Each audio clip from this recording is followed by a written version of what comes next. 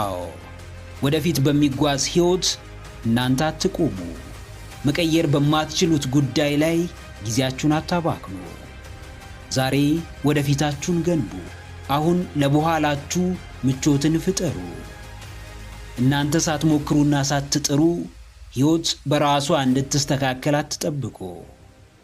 ሕይወታችሁን እንደፈለጋችሁ እንድትኖሩ ሙሉ ፍቃድ አላችሁ።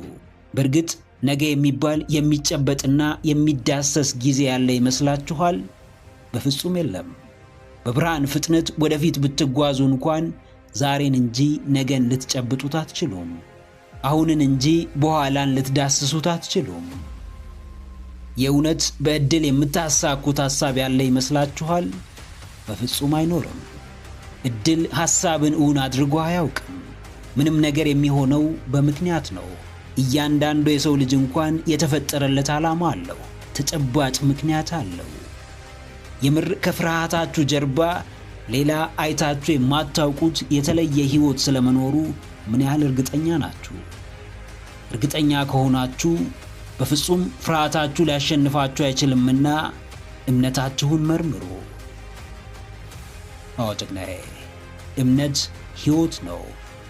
በምንም ነገር ላይ ያለህ እምነት ምንም ይሁን የምትኖረው ኑሮ የእያንዳንዱ እምነትህ ውጤት ነው።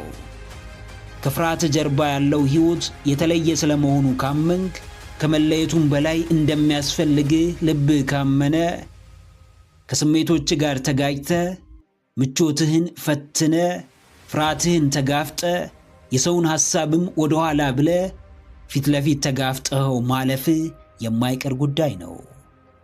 በአላፊ ጊዜ ውስጥ የማያልፍ ከፈጣሪ ውጪ አንዳች ነገር የለም። የሚመጣው ሁሉ ሊያልፍ ነውና በአላፊ ነገሮች ላይ ያለህን እምነት ደጋግመህ መርምረው። በትናንት በሬ ያረሰ የለም የሚለውን ግሩም አባባል አስተውል። ትናንትህ ላይ ቆመ ዛሬና ወደፊትህን አታበላሽ። በቻልከው አቅም የምትፈልገውን ሕይወት ለመኖር ደፋር ሁን። በፍርሃቶች መሃል ሰንጥቀ ለመውጣት ዘውትር ራስህን ምቾት ንሳው። በአእምሮ ለሚመላለሰው ትልቁ ሐሳብህ ቦታ ስጠው። ትናንት ላይ በቆመ ማንነት ወደፊቱን መገንባት እንደማይቻል ውስጥህን አሳምነው። ሐሳብህን በመኖር ፍርሃትህን በመጋፈጥና ድፍረትን በመላበስም ወደፊትህን መገንባትህን ቀጥል።